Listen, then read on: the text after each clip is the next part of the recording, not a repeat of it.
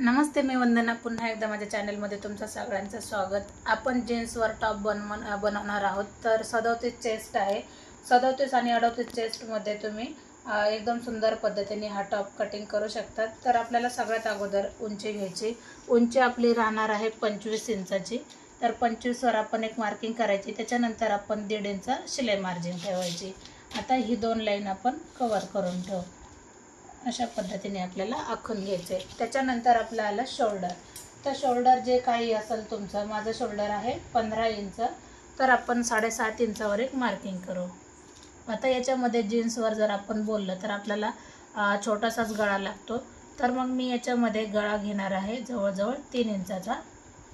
3 इंचाचा गळा घेतला आहे.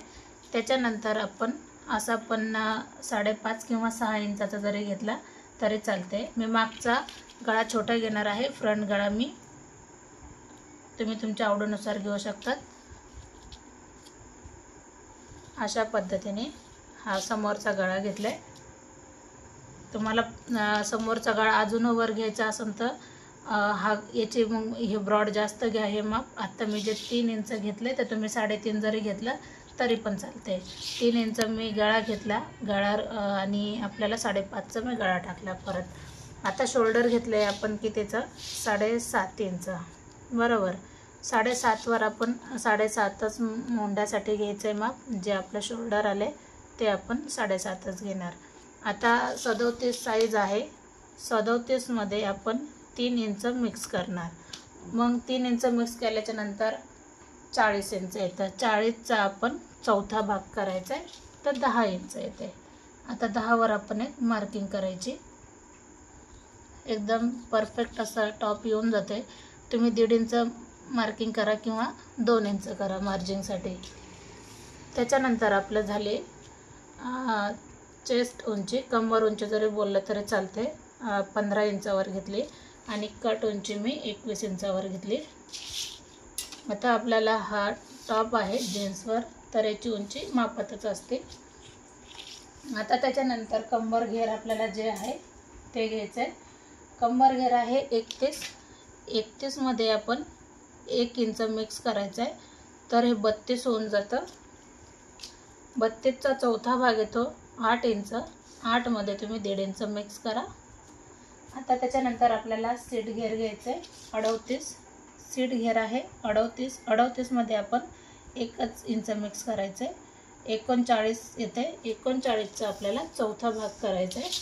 चौथा भाग आपला जो येईल तो आपल्याला घ्यायचा आहे.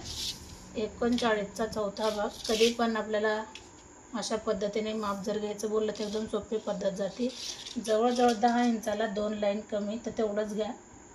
नंतर आपल्याला 1 इंच शिलाई मार्जिन. आता हे जे आपण 10.5 जवळजवळ 11:15 जे माप आले तेच आपल्याला खाली घ्यायचं आहे. म्हणजे कट आपले व्यवस्थित येऊन जातील. आणि हे 1 इंच. आता याच्यामध्ये आपलं एक काम राहिलं का, आपल्याला 1 इंच परत एकदा पाठीमागे यायचं आहे एवढं. आणि नंतर आपण ह्या लाईनपासून जोडून घेणार. आता जेवढं आपलं माप आलं मोंड्याचं तेवढं आपल्याला निम्मं करायचं. निम्म्या याच्यातून आपल्याला 1.5 इंच आणि 1 इंच हे कंपल्सरी माप आहे आपलं. हे ब्लाऊजचं असू द्या किंवा मग टॉपचं असू द्या. अशा पद्धतीने आपण याला कटिंग करायची. आता नॉर्मल पद्धतीने तुम्ही एवढं जरी बोललं तरी चालते. उतार द्या शोल्डरकडं आणि नंतर हे सगळे माप आपल्याला जोडून घ्या. टॉप एकदम परफेक्ट असा होऊन जाणार.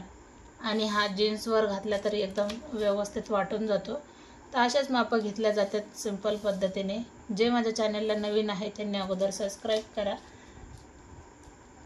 म्हणजे तुम्हाला येणारं हर एक नोटिफिकेशन येऊन जाईल आणि आपले नवीन व्हिडिओ पाहायला एकदम सोपे वाटतील. तर हा टॉप तुम्हाला कसा वाटला नक्कीच कमेंट करून सांगा. आता आपण याची कटिंग करू.